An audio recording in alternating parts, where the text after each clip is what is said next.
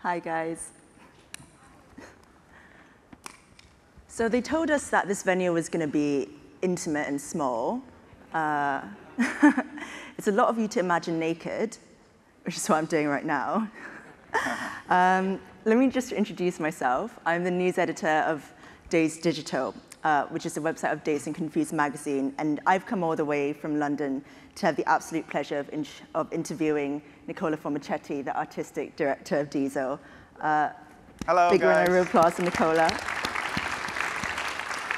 So you might know him as the former artistic director of Mugler, but you also might know him as Lady Gaga's stylist. He was behind the looks for music videos like Born This Way, Bad Romance, Telephone.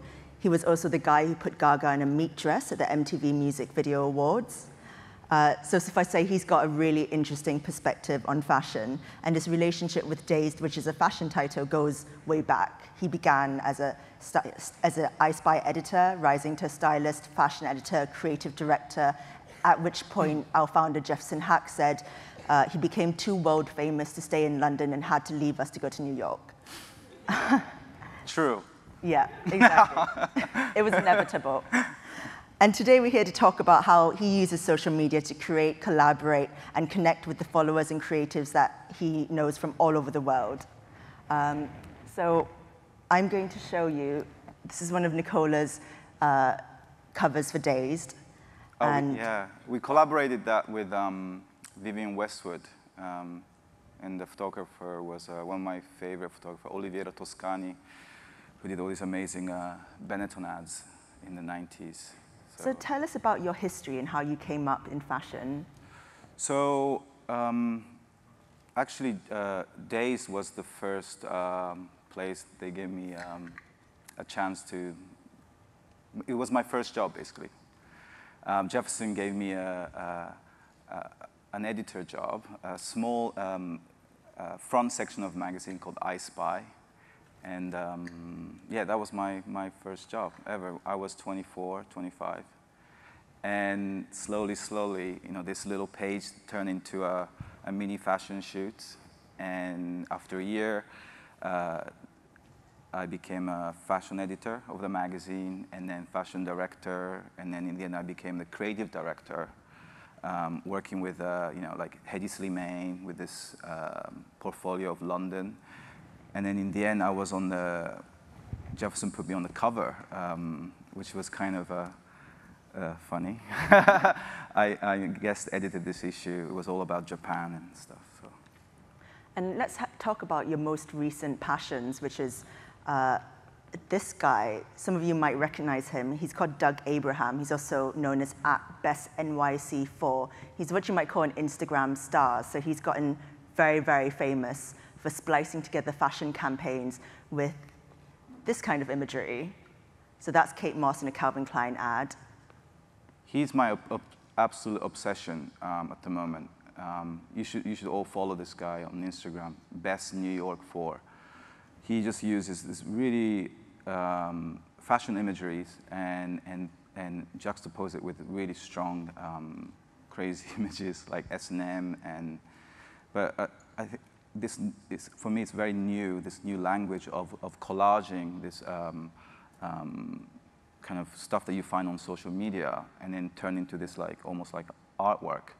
So I got really inspired from him recently, and actually today we're launching this new campaign that we did with him to, for our new jog jeans which is this jeans that looks like, I know it's jersey, jogging pants that looks like denim. So it's kind of this like a new hybrid product that we're going to promote called Jog Jeans. So we asked Doug to do these beautiful collages, so you can like sleep and bend and kiss and dream at the same time.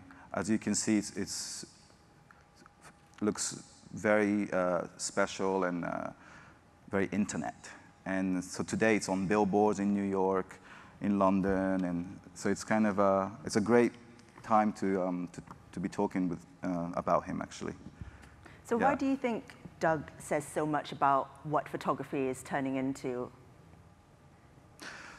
So for example, like, this was very inspired by Instagram. So the format is square format. I think this square is becoming very, very important now. Like, if you're doing a campaign, you can not only just do a vertical image or a horizontal image anymore. You have to, your image has to be framed in a square.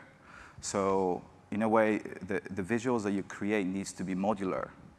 So it can fit in a different kind of formats. So Doug's image are very like cutouts and has like this beautiful composition that can work in any kind of dimension and the best in the square. So yeah, it's exciting that even the photography and the way you take pictures is changing these days.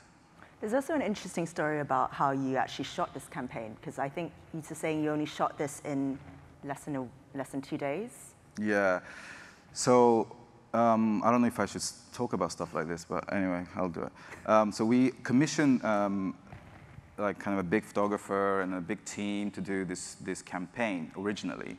And it came back, and I really didn't like it. We spent all this money going through, like typical way of, creating a campaign. And when I saw the result, I was like, it's not, what we should be talking about. So that was, I think, Thursday, a few weeks ago. And on Friday, I asked Doug to fly in from New York to Italy. And on Saturday, we shot the entire thing. And by Sunday, we collaged everything. On Monday, it was ready to go. So it was like 3-4 days total work. And he's got quite an interesting work process as well. He just does it on an iPad, doesn't he? Yeah, because I've never met him before. So when he arrived, he didn't even bring a computer. He just came in with his mini iPad. And he told me that he uses this app called Doodle, it's for kids, and he just does everything on this. Oh my God, that's me. That's my real body. But, that's you, Doodle. Yeah, yeah. And it's incredible. It's very inspiring when you meet people like that online and real. It's not really about the most expensive camera you have, or all the tricks, and it's about creativity. You can use the most basic thing and still do exciting stuff. So it's very inspiring. So yeah. And I'd love to talk about one of your first ever campaign for Dazed when you took over as artistic director, which was #DazedReboot. Yes. So I joined the company a year and a half, almost 2 years ago now, and this was my first campaign. At that time, my first thing was to unite all the new people. I wanted to create this new Diesel gang online, and I created this Tumblr. I think we were the first brand to have a Tumblr, basically. And what we used to do was we used to give missions, like weekly missions, to see who was creative, so that we get to create this beautiful community, and I can commission people to create designs for the brand, or to be a model, or yeah, just create the future of Diesel. So the campaign was basically these people that I found online on Tumblr, like Jillian Mercado. She's an amazing writer, and she has her own Tumblr magazine called We the Urban, and she's on a wheelchair, but that doesn't matter. She goes out, and she's out there and hustling, and I think she's such an inspiring girl. So I wanted to put her in the campaign as a main person. It was incredible to see her on a big billboard, and she told me after, she's like, you changed my life, and yeah, yeah, super nice. I mean, why was it so important to connect with a community that way? Why do you think? I mean, when you came on, you could have done anything you wanted. So why did you take a risk and put out an open call and take a punt on these relative unknowns? Well, I didn't want to alienate the existing customers, diesel customers.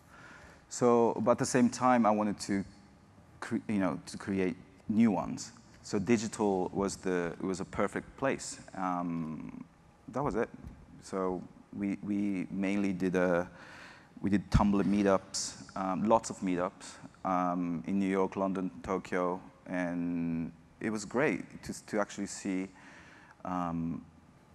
people online in the real life, and you get to talk to them and just slowly building the community. So, I mean, now, I feel like after a year and a half, 2 years, if I see another hashtag on a campaign, I'll vomit.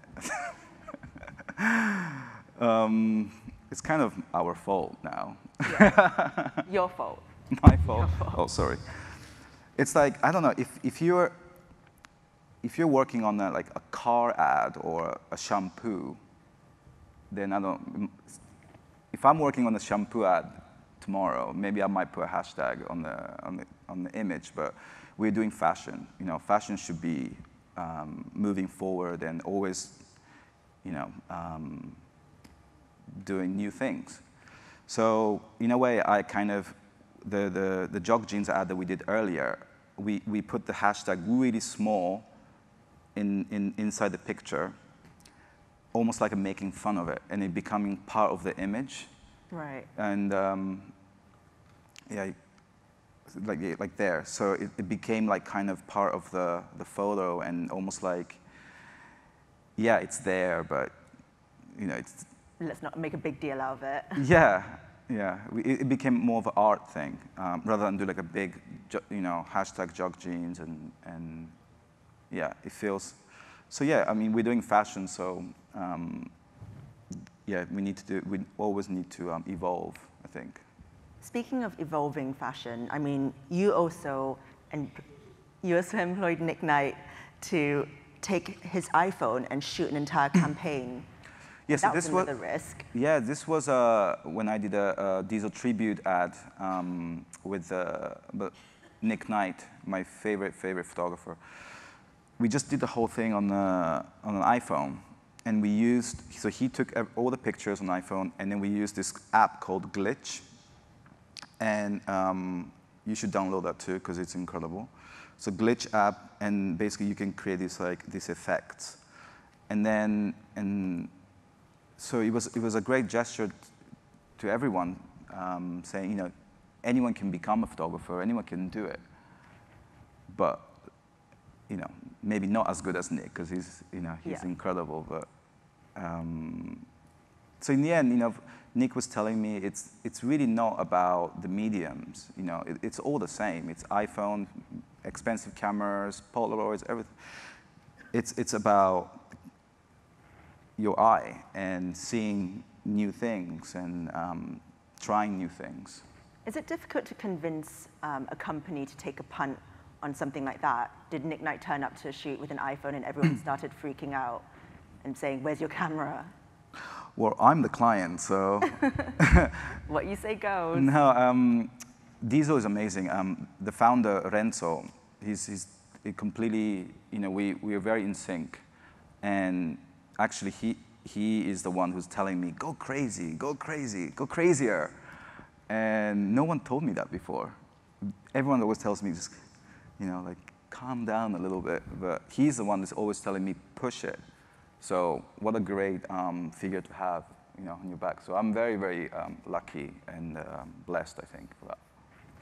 So now I'd like to talk about your own history of social media, because for those of you who don't follow Nicola online, he's got 151,000 followers on Instagram and almost 250,000 Twitter followers, which is insane when you think about it, because you're a designer, and how many followers does Diesel have in comparison to you? You probably bring them more followers than the other way around. Well, I don't really like having too many followers, actually. Really? Yeah, because I want to talk to all of them, you know? I think it's very, very important to know all your followers. And I think I was talking to some kids the other day who were like 11, 12, and they were saying, why would you want to have followers, lots of followers? And, you know, they would rather have good followers that you know, or good likes. So most of them are like, you know, they're all private, and they don't really care, you know, to have lots of followers. I really agree with that, you know, like, because I want to communicate with all of them. Because sometimes when there are too many, it's a little, and also now you can buy robots, and you know, you can do all this stuff. So. How do you communicate with your followers? Do you tweet at them? Do you like DM them? Yeah, I'm always always in so many different ways. Actually, I joined, oh my God, Snapchat last night. My friend made me do it, and it was crazy. Yeah.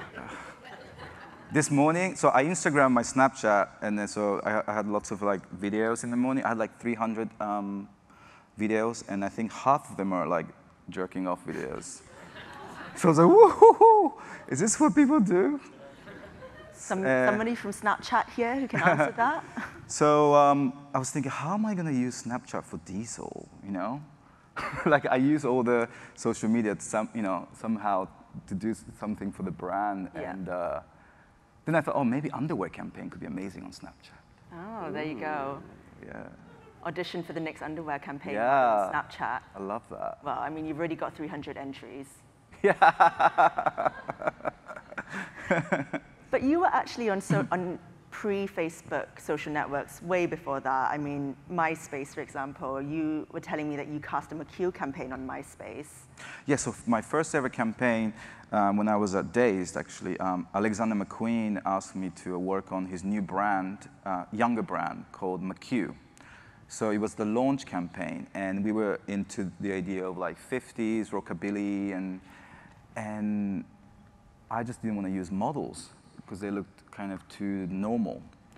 So we casted, I went on MySpace and went into like this you know, groups of like 50s, rockabilly kids, and we casted, you know, do you have the images from that? Yeah. Yeah. Oh yeah, those ones. This was like, you know, like 10, when was MySpace? Oh God, like 50 when years ago. When was MySpace? And yeah, so this was the first time that I used social media for my work. It looks super cool. Yeah. Was it difficult to convince McHugh to go for it? Or was Alexander McQueen very Oh, he was super open. Yeah, and also the producer was Sam, who we all knew, and so it was, we were like, why are we using models? You know, it was such a, so after that, I started using, the MySpace became Facebook, and I started using Facebook for another company I worked for, Uniqlo, and we did all the t-shirt campaign on Facebook. But it was great, because then I started meeting other creatives like that. When you're casting, most of my assistants are, I find them online. So from my Facebook, and then Twitter, Instagram. Like one of my recent one, he was posting this beautiful artwork on Instagram. So because of that artwork, I hired him as my assistant recently, Prince. Who needs to see, you know, what's it called? Stuff, CV. Right. Who needs a portfolio when you have Instagram? Totally. You could just go online and find out what their feelings are, and I think that's much more powerful than some, you know, I mean, you're going to fake everything anyway on our CV, right? And you also told me a couple of days ago that it was Lady Gaga who introduced you to Twitter.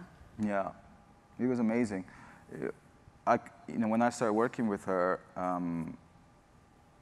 she was really talking to her fans on her computer and on her phone. It was so beautiful to see this like very intimate conversation, you know, and it was amazing. You know, people used to say, "Oh, it's a marketing thing," and all those. I mean, it wasn't. She was just there, like so excited to see, to hear what her fans were saying. It was really beautiful. Like when we would do a performance, yeah, for example, like after this meat dress thing, you know, what we did was we would always go straight back to the backstage and then check her Twitter and see what her fans were saying. You know, oh, was my hair okay? Was it too crazy, the dress? Or, you know, just to get the reaction. And that's the only thing she cared. And it was really beautiful to see. She didn't care what, you know, the press was saying. Sorry, magazines, but... No offense taken. It was really beautiful. So because of her, I was like, okay, and I started getting my own gang of people, and it was amazing. It was really cool to, you know, communicate. But in a way, she kind of, you know, because of her, she kind of pushed me and into the kind of limelight a little bit. And, you know, before I was so happy doing my thing backstage, you know, like all this work. And so suddenly I was in a position where people could like say anything. Oh, he's fat, ugly, whatever, or, you know, he's talented, not talented, blah, blah, blah. You know, I was suddenly like a public figure, and that really disturbed me. I wasn't ready at all. It was actually really hard. This was, I don't know, 4 years ago, 5 years ago? So how did it get any easier? Yeah. But at the very beginning, it was pretty hardcore. I used to get really upset with every single comment I read on. Do you remember Blogspot? Yeah. I used to have a Blogspot, and I used to read all these comments and like, fuck. So, you know, I would like go back to them and be like, who the fuck are you? You're just a kid in Mexico, or, you know, like, what do you do? Yeah. And then slowly, you just kind of learn to kind of not look at it, you know, just kind of filter it through. Because the good thing is that now I get to use you know, whatever I have. And that's, I think that's more important than using it in a much more positive way. Is that's so much bigger than those little comments that you get. Right. I mean, so how does the community affect what you do artistically and creatively? Do you get inspiration from them, or do you listen to their comments and their criticism? Yeah, it's like talking to your friend. So I really listen, you know. I actually listen to them more than like journalists or, sorry. Because, yeah, it's, you know, it's like your friend saying, come on, don't go there, you know? Right. Like, you're doing too much, or you should do that, we love it, you know? It's like you have like this gang of friends all around the world. It's beautiful. I really use that in my work, for sure. Yeah, I think your work definitely has a real global element to it, and that's definitely reflected in your fan base. So how do you maintain relationships with those people from all over the world, you know? Like, do you ever come up against any cultural barriers? No, because the only place is China, but I'm on Weibo, and, you know, I speak Japanese, so I can read Chinese. And China is the only place you have to really, like, go and do it in a different way. Right. Yeah. How so? Because of the language, yeah. And the way they communicate. It's not very emotional. It's very direct, you know. So I'm still learning. I mean, I already have like 40,000 people, but I'm just, you know, like I'm a beginner Chinese social. Right. It's cool. I travel a lot, so I always try to do meetups and try to do lots of events so that we can invite fans and people. Like, you know, when I was at Mugler, I think I was oh fuck, oop, sorry. Don't move. Yeah, it's fine. You know, when I was at Mugler, it was crazy. Like, Gaga modeled for that fashion show. We opened up the backstage, and we had like cameras everywhere, and, you know, cameras on my head, the cameras on her head, and it was like everything was live streamed. I mean, it sounds really normal now, but at that time, 3-4 years ago, it was like unheard of. Fashion never opened curtains. No. So you could hear like before the fashion show, what editors were talking about, what models were talking backstage. You could see, so basically you had a better seat than the first front row if you were watching it on the screen, because you had like lots of different visuals at the same time. And what was my point? Probably about how important it was to let your community in. Yes. So I opened up to everyone. And the next season, I even invited my followers to come into the studio. So when we were working on the looks for the fashion show, it was all live. And I would be like, hey, with this dress, do you think the shoes would be right, or do you think this shoes? So I would ask community to style the fashion show with me. And again, it feels kind of, so what now? But at that time, it was pretty fresh. Do you feel like that might dilute someone's vision artistically, or the more the merrier? It depends who you are. I love collaborating. So for me, it's if I trust the opinions of these people, then more better, yeah, for sure. So what about Nico Panda, which I'm going to slide to right now? You've invited people to actually redesign the logo for Nico Panda. Yeah, so Nico Panda is kind of like my nickname. It's like my Japanese side, my avatar, panda avatar, or whatever. It's my weekend job that I do. My day job is diesel, and then I do this on weekends. It's basically, I created it so that my fans could have like something online. And I used to make like really cheap T-shirts and little stuff. And it was only living online on Tumblr mainly, and people could just customize their own colors and whatever, and then we would make T-shirts from it. But now I launched it properly during New York Fashion Week, so it's a full-blown collection now, and it's really exciting because I'm going to bring it to China, right? Where Panda is from, and then we're going to make lots of stores and toys. Excellent. Toys of yourself. Yeah, and also it's Nico Panda. Everyone, Yeah. especially in Asia. So it's very true. And also it's nice that it's big.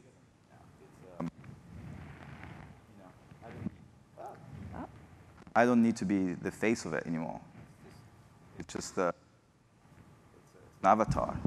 Right. It can just live on its own. But you're still doing stuff with print. I mean, you just released Free magazine in Japan. I know, I do so much stuff. Yeah. How do you keep it all in check? I just launched a magazine in Japan called Free yesterday. It's free. It's you can it's literally free. So yeah, we work with this incredible bookstore called Tsutaya.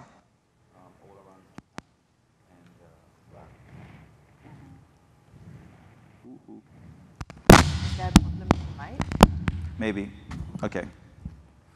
So yeah, I do magazines too. I think it's important. I think this medium is not gonna, it's not gonna die. I think it's even more important now than before, because when the whole social media started, everyone was saying, "Oh God, magazine's gonna die" and stuff.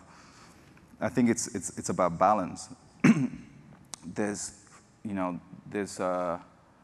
You can't, for some stuff, you can't beat magazines. That power of this iconic, thing that you can only do on a 2D is still important. So, yeah, I love doing magazines too. I mean, do you think it's important for people to stay online 24/7, to be constantly connected, or do you see any downsides to that? I mean, I think you shouldn't do it all the time. I mean, I can see you guys now like, and it's good to detox a little, I think. And I actually went to, I did a digital detox. What does that entail? Well, I just, I switched off, I left my phone and computer. I just called my mom and told her where I was in Hawaii, and then I just didn't bring anything. And yeah, I did that for 6 days. It was incredible. The first 2 days, you're twitching. You're like, oh, I need to check my everything, you know. But afterwards, it's so incredible. Like, you enjoy it even more when you come back. You really see it in a completely different way. So it's basically saying, even though you're not online for 6 days, the world still goes around. Right. They don't really need you every day, you know? So it just kind of relaxes you.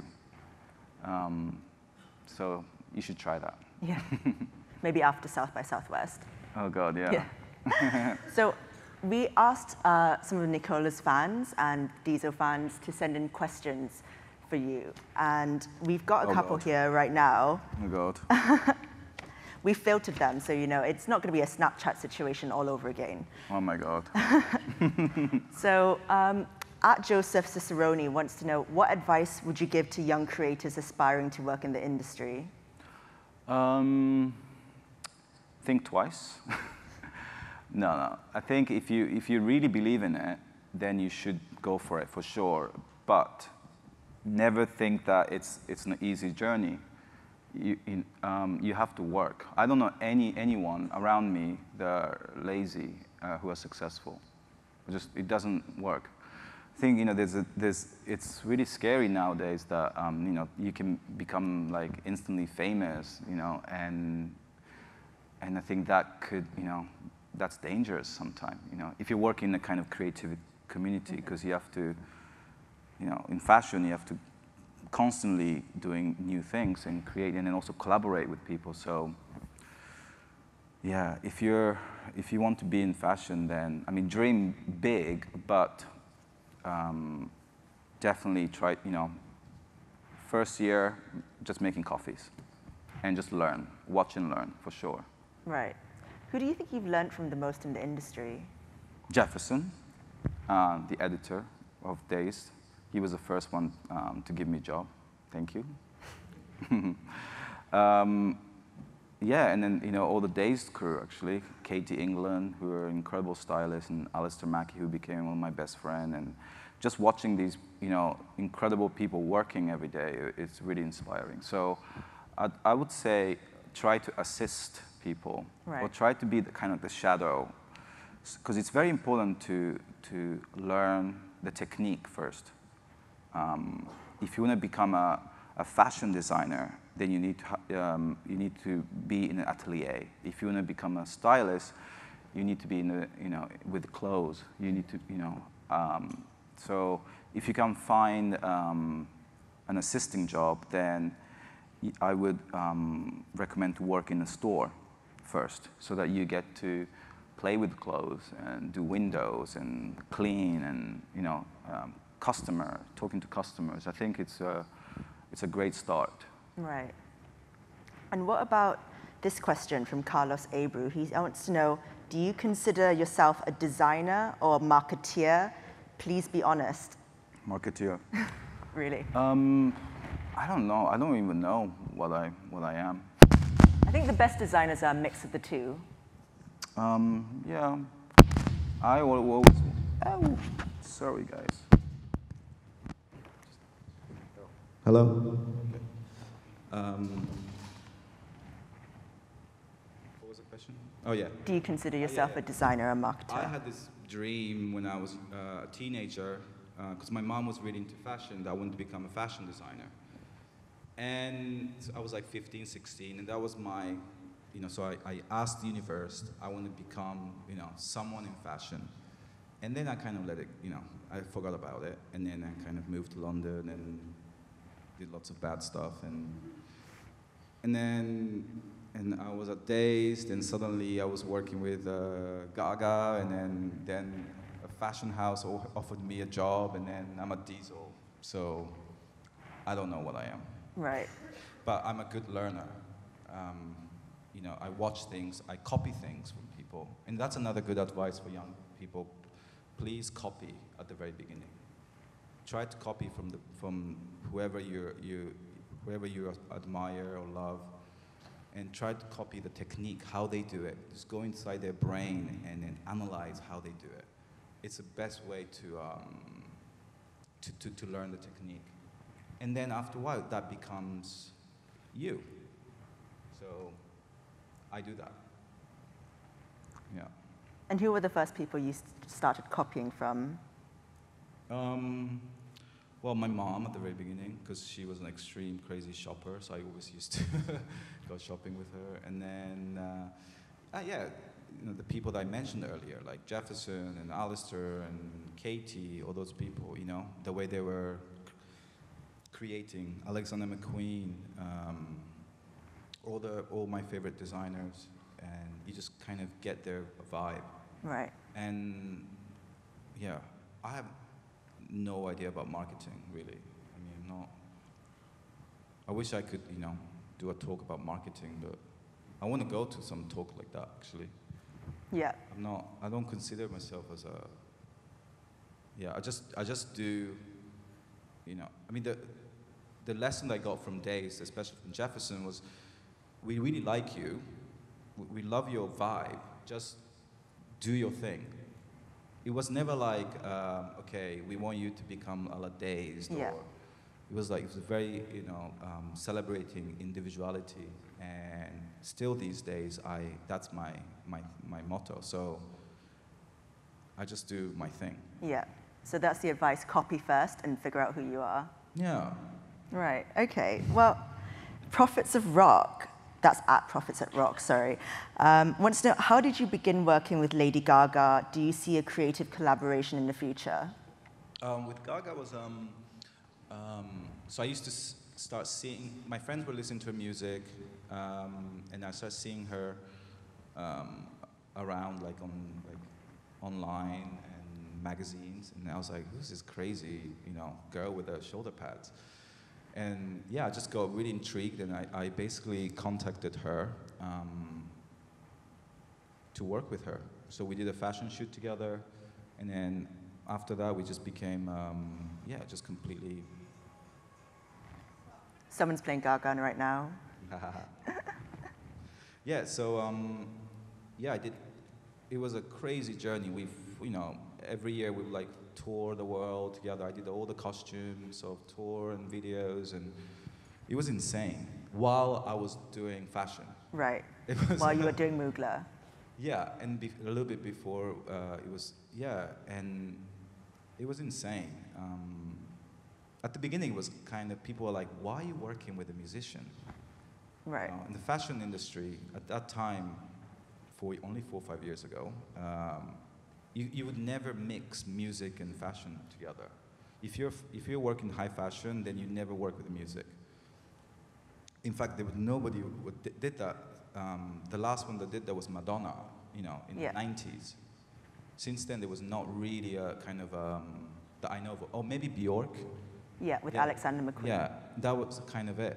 So all my people around me were like, all the industry people telling me, don't go there. Why, you know, you're kind of lowering yourself. Right. And I would never get, if I was ordering clothes for Gaga at the very beginning, people would be like, no, you can't, you know, we don't want her to wear it. So it was pretty hardcore at the beginning. And then after a few months, people were begging me. But I remember who they were. So. Yeah. You've kept a log. Yeah. Yeah, so I did that for like 4 years, and it was, you know, it was time to move on. I wanted to do my own thing, and my assistant Brandon, who did the whole thing with me, you know, I thought that he was an incredible stylist. He became an incredible stylist, so I just kind of let him take over, and it was great. Would you ever work with her again in future? For sure, I'd love to. You know, if the time is right, yeah. But Brandon's doing an amazing job, so I don't want to. Yeah. You know, it's his vision now. So I'm actually working with this new artist called Brooke Candy. Right. She's gonna launch her album this year, and she's a rapper, and incredible. I mean, I'm gonna do the whole thing with her, and Sia is writing all her music. So Sia is like her music person and I'm her visual person. So she's in a good hand. Yeah, she'll be big, trust us. Okay, well now we'd like to open up to questions from the floor. I've been told that you should step up to the microphone in that aisle. They've just helpfully shined a spotlight right there. So if you've got any questions for us, just step right up and voice your opinion. Let us know what you think and pose a question to Nicola. If not, we'll just go back to Twitter and all the Twitter questions. She looks so cool. Who is that? Oh. Is someone walking up right now? I can't. Oh, yep, someone's there. Be nice. Walk a bit faster too. Hi, hello. My name is Ryan. I'm from Japan, and I work for a newspaper company. So the newspaper industry is not doing so well, so we're trying to work with people from other industries, such as like engineers and designers. And I've noticed that you have been like working with outside of the fashion industry. So what were the challenges and inside the industry, and how did you overcome those challenges? Well, the great thing is the world is changing really fast, and the only way to do it is, I think, by collaborating with different counterparts. So, you know, I think when you're creative, you know, there's no boundaries for creativity, and there's no borders anymore, I feel like. So art, fashion, design, music, technology, it's all, you know, we can do anything. And also, it's a really good way of being, you know, I don't see it cheating, but like, you know, it's a really shortcut, you know, if it's better to have lots of people's brain and do it together than just, you know, trying to figure it out. Like the way Dazed is doing, you know, Dazed is, you know, started as a magazine, but now they're, you know, much more, you know, involved in digital, and I think, yeah, you guys create your own content, and you know, becoming like a. We're at South by. Yeah, like a platform, and I think, you know, I mean, when I look at my Facebook feed, you know, I always see Dazed stuff, you know, like popping up, and I think, yeah, we have to kind of evolve with the time, and the only way is to just look around and communicate and try to, yeah, collaborate. I'm sorry to hear that the newspaper is going down. It's such a, you know, and especially in Japan, you know, where I think Japan is one of the only places where the magazine is still really powerful. Right. Yeah, people still want to buy and read it and keep it. And I was such a magazine whore, and I don't think I'm not anymore. You know, I used to collect every single issue of The Face and you know, the Dazed and Vogue, and it's crazy now. You don't, you know, you don't do that anymore. No, you don't. It's just such a shame. That's why I think magazine needs to be much more interesting, so that you will want to keep it. Like the new issue of Another with Rihanna on the cover. This like, you know, like a moving cover is incredible. I mean, you just want to like put it on the wall, you know. So, yeah, sorry. Thank you. Hi there. Hi, this is Suva. I work at a creative digital agency out of India. And coming back to what you're saying, you guys develop campaigns globally, which gets deployed everywhere except China. You know, something like Diesel Reboot, you know, if I go back to that, which is really cool, made for a digital audience. But how will these campaigns be culturally relevant in these markets? Because, you know, these models are global, might not exactly fit in with how people think in different places. So is it difficult, or obviously time-consuming to kind of collaborate in different markets? So going forward, how will you guys kind of do things? I mean, it's the only way for me to learn these things is by doing this kind of stuff. So by the fact that you said that to me, already I'm start thinking, okay, how am I going to solve this problem? It's not a problem, actually, but by traveling and by communicating with different people around the world, you know, of course, we cannot please the entire world with one visual. That's impossible. But because we need to say what we are, who we are, and what we believe in image. But at the same time, we don't want to alienate, you know, people in India or other places. So I always try to use lots of different kind of ethnicity and body types and age. I mean, it's crazy that, you know, still we're talking about skinny girls and Skinny white girls as well. yeah, and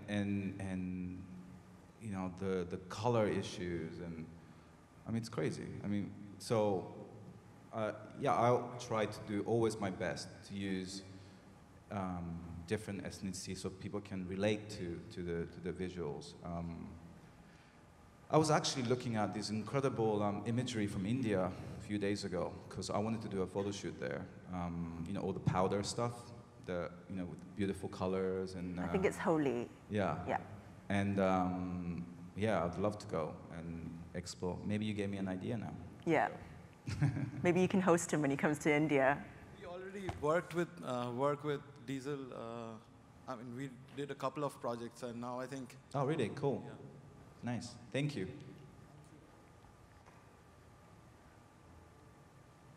Hi. Hello? Hi there. Sorry, I'm losing my voice. We all are. It's the fourth day. I'm going to blame it on Siri. Yeah. I have a question about the creative process, just your personal opinion. I currently am the artistic director of a performance/experiential design company, and we have a pretty large crew. We are doing pretty well right now, but throughout the process, I've kind of had to function mostly by empowering people that I already like what they're doing to work just within the realms that they enjoy in order to keep up the morale and keep things moving through that startup phase. And now I'm dealing with other challenges to keep people motivated, but also organize and kind of rein that back in now that we have a little bit more potential, a little bit more resources, more financials to kind of hone things in and drive up the quality. So I was just wondering if you had any advice on that, just in your lifetime of experience. Well, you sound amazing, so I'm sure your company is going to do really well. I hope so. We have a flash mob tomorrow, actually, on the street. If anyone wants to pretend that they're on a psychedelic substance with us and dance in the street. That's me around the clock, so you know. What It's time? our 6th year. Where and what time? Tomorrow it's at 6th and Netches at 10 p.m. sharp is when it all goes down. Wow. Shall we? Yeah. So just clarifying, there won't actually be real psychedelic substances involved. Of course not. Personally, I find that disappointing. Of course not. This is Texas. Definitely not. Right. No. Okay, yeah. We'll just get high. We'll just get crunk on bourbon and whiskey. So what was her question? Yes. Creative Yes, process. sir. How to inspire but also control the quality of a product or vision. Ooh. Well, I was, you know, always try to try to enjoy what you do. If it becomes work, then you should stop, or like stop and do something else for a while and come back to it. You know, I do all this crazy stuff every day, and I can still keep doing because I really enjoy it and I love it. I really, really love it. So I think that's important that, you know, you love what you're doing and you try to make other people love it by, I don't know, do fun stuff. Have you ever had an artist that you absolutely loved and they started working with you and then it started going a little bit of a different direction, and how do you deal with that? Maybe sometimes it's not the right time. You know, I believe in, things happen for a reason, and sometimes when you try to hold it, you're forcing it. So I always try to let it go. Yeah, I'm actually okay. If I'm not having fun, if I have to think too much, then it's already not good. So I always try to let it go. It's okay, do something else, get someone else. Like today, I'm in a position where I can say no now. So that's amazing. That every little job, big job, little job that I do, I love everything. So it's going to become like that for you too. So close. Thank you very much. Good luck. Hi, I'm Miron. I follow you on Instagram, and you're all over the place. You have so many different jobs, it's insane. I wanted to ask how you managed to combine being a creative director of Dazed, working on your own magazine, being Nico Panda, and many different stuff. Well, I think, I don't even put everything on my Instagram and stuff. Yeah. Some things stay private. Yeah. People always ask me that, like how I do everything, but I still, we went out last night. We had a great party last night. I work really hard, but I also play hard too. I make sure that I always meet my friends and try to have a good time, because I think it's a lie when someone tells you, oh, I don't have enough time for that. That means I don't care. You always have enough time. And if you're spending too much time on one thing, then I think it's you're not doing it properly, I believe. So I always try to be really kind of focused on what you're doing, so that you can juggle lots and lots of things. It's like mother, it's like a mom. Yeah. It's like cooking and this, and cleaning, and you have to be focused. Thank you. Hi there, my name's Paul. I actually run a startup back in the UK called Duel, which we're about to launch, which is based around... What's it called? Duel, like D-U-E-L. Sorry, different ways of saying it in the UK and the States. But it's built around the whole ideal of dueling off two images. So competitively, this is my shot, this is my shot, this is my outfit, this is my outfit. Or, taking two things to help get a decision. Should I wear this dress or should I wear this dress? And although we've built it for a lot of different things, people are using it a lot for fashion and the way they can make their decisions and style and how they can compare different things. So I was just wondering... That sounds amazing. It's a lot of fun. Yeah. Sounds addictive. Yeah. So is it like a game or...? Yeah, it's kind of a cross between a game and sort of like a Snapchat, Instagram kind of thing. So a lot of people play it just for fun, but a lot of people use it quite seriously as well. Wow. Is it out already? It's coming out in 2 months' time, but we're doing some beta tests and everything. It'll be available in the UK very quickly, but going global in a couple of months. Wow. Yeah, it's a lot of fun. I can come and tell you more about it if you want. But what I was wondering, which was, obviously we've got a lot of kind of user-generated content coming out of this, and I was wondering how you sort of see the future of kind of big brand campaigns for large fashion companies like Dazed, and how much you think the users and their use of this is going to become more important or less important compared to professional campaigns? I don't know. No idea. It could go both ways. It would be beautiful to do a whole campaign just the whole thing is user generated. And if you believe in, what they're doing, I'm fine giving the stamp of Dazed. If we believe in, or if if ourselves, if we can do something really incredible, then we'll do it too. So I don't know the answer for that. I think, of course, it's going to be always important. It's not a thing anymore. It's part of our, how we create advertisement. So, yeah, good question. Yeah. I don't know. What do you think? I guess it's never going to be an either-or situation.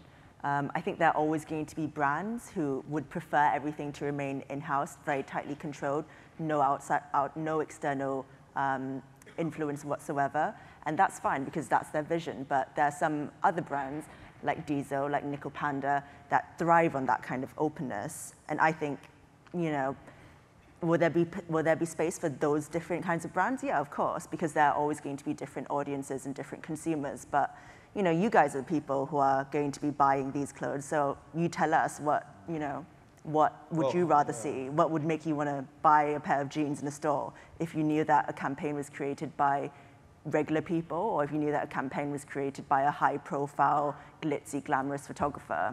What do you think? Because, high fashion generally, we create an image so impossible to catch.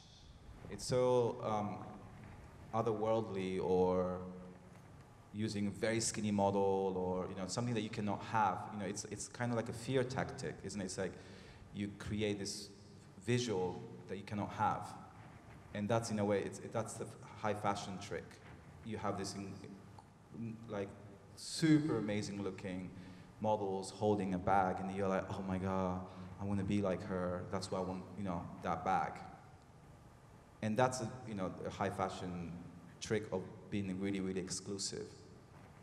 I believe that there's other way of doing promotion that's much more inclusive, and it's a little bit easier for Diesel, because we're not high fashion and we're not streetwear. We're sort of like in between. We're like kind of like the alternative to fashion, to high fashion. So it's a little easier for us to be much more inclusive, I think. Right. If I was working on a really high fashion brand, I would have to think twice about it, Yeah. Because it's such a code now, to use these kind of models to create something really impossible. But then the world is changing, so who knows? Yeah, we'll see. Right, Thank you. Hi, I'm a university lecturer, and I'm just about to launch a new master's degree in digital fashion strategy. And I wondered what you think should be in it, and how you think I should teach it that's different. Oh my God, I don't know. Yeah, come on. Professor Tell me, Formichetti. Professor. What kind of stuff do you want to talk about? I kind of want to help people digitize their whole business, so that digital isn't the add-on that it's considered in many businesses. That digital is and can be a point of differentiation, whether it's big data or how you use UGC campaign, like broad, but I don't know. I'm worried about trying to be all things to all people, but everyone I speak to say there's a gap. I don't know. I have to think about that. What do you think? I think you should, I'm sure you're already speaking to potential students, but I think personally that fashion schools are very divorced from the reality of what a lot of fashion students want and their actual lived experience. So, these are kids who actually understand Instagram, they understand Twitter, they understand crowdsourcing already. I went to journalism school. I had to sit through 5 lectures on how to use Twitter. All I did during them was tweet about how bored I was. The people that you're teaching will have a really good idea of what they want to know, and I think you should just go to them and ask, what do you think is missing from fashion syllabus? And probably go to a bunch of final year fashion students, because they'll be the ones who are most fed up with what they've never been taught. So that's my advice. Bravo. Yeah. Cool, thank you very much. We'll take one last question. Hi, yes. My name is Diego, and I noticed that you mentioned the app glitch to make in effects. There's one called Decimate with an 8 in the end. That would also allow you. I use it all the time on my Instagram. Pretty major. Yeah, Decimate. I'm also Diego on Instagram, by the way, and you can see just the stuff that you can. You can create an alternative reality with just that app, and it's just fantastic. And I've been exploring that lately, so just wanted to give you that as a tip if you didn't know it. But my question to you is about process, creative process as well. A lot of musicians tend to say that sometimes they create lyrics first, or sometimes music first. Can you relate to a similar process yourself? Like, do you usually have an idea and then come up with, and did you tackle the idea with photography or art, or do you usually just continue to create and find themes in what you're doing there? Yeah, it depends, probably how you do it, I play the piano, so it's, sometimes I just learn it and play it, or sometimes I just listen and play it. It really depends your mood and what project you're working on. And sometimes you have an idea, you have a vision, and you're like, oh my God, I really want to create that. And then you just find, and put that somewhere in your brain, and you wait for the right project to come. Or first you get like, okay, like Diesel, we have to create 6 campaigns every year. So there's already space for that. So then I have to come up with it. So then, what I used to have, I always used to carry sketchbooks and just write down just crazy ideas. But I don't do that anymore. I put everything on my phone now. I use his Pages, and just because that's the easiest for me. Right, Pages the app. And then I just create this like collages, like a big mood board. And then sometimes, mistake happens, when you put 2 images next to each other that they don't really fit, and then sometimes that can relate to something. So sometimes it's chance, and I don't believe chances exist, so everything happens for a reason. So you just, creative flow. Yeah, that's how I do it. And make sure you don't get your iPhone stolen. Well, now you can link everything. So. Ah, there you go. Yeah. All right, thank you. Thank you. All right. Great. So that's all the time we have today with Nicola, I'm afraid. Thank you so much for all your questions. Thank you very much. And a big round of applause to Nicola for doing this.